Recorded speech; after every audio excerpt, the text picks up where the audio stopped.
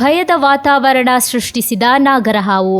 ಸೆರೆ ಹಿಡಿದು ಮಾನವೀಯತೆ ಮೆರೆದ ಉರಗ ತಜ್ಞ ರಾಜು ಕಿದೂರು.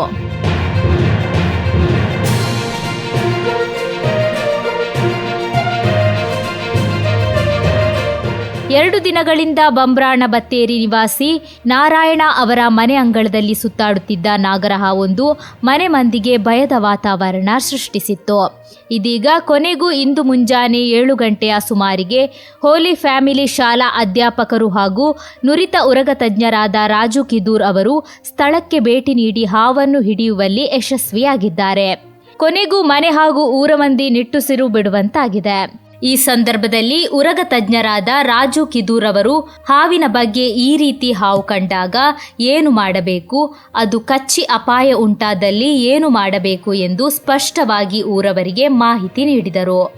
ಅಲ್ಲದೆ ಈ ಕಾರ್ಯವನ್ನು ಯಶಸ್ವಿಯಾಗಿ ನಿರ್ವಹಿಸಿದ ಉರಗ ತಜ್ಞರಿಗೆ ಊರವರು ಅಭಿನಂದನೆಗಳನ್ನು ತಿಳಿಸಿದ್ದಾರೆ.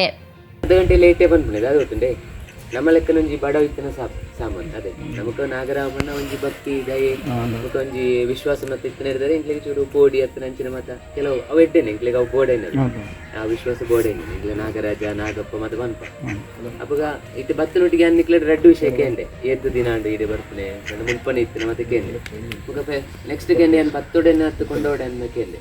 ಓಕೆ ನಮ್ಮ ಕೊಂಡಪ್ಪನೆಂಡ ಇಲ್ಲಿದ್ದೆ ತುಲೆ ಒಂಜಿ ಹೆಲ್ತಿ ಅದು ತೋಚಿ ಬಂಡ ಎಡ್ಡೆ ಗಟ್ಟಿ ಮುಟ್ಟಾದ ತೋಚಿ ಸುಮಾರು ಕಾರಣ ಉಂಟು. ಒಂಜ ದಾದಂಡ ಸೀಕುಪ್ಪು ಇಜ್ಜಂಡ ಪೊನ್ನ ತುಪ್ಪು ಬಂಡ ಕೆತ್ತಿದೀತು ಬತ್ತದ ಓಲಂಡ ರೆಸ್ಟ್ ದತ್ತ ನಂಚ ತುಪ್ಪು ಇಜ್ಜಂಡ ದಾದಂಡ ತಾಗು ತುಪ್ಪು ಇಜ್ಜನ ಪ್ರಾಯ ತುಪ್ಪು.